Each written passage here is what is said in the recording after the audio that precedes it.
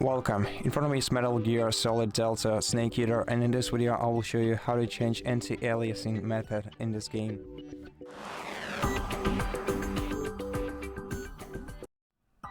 To do that, you have to go to options either by starting the game, or if you are in game already, then press escape and then select options, and in options you have to go to graphics. Then in graphics scroll down to anti-aliasing method, and by switching this value you can change the anti-aliasing between DCR and FCR, and you can read more about your anti-aliasing method in this window.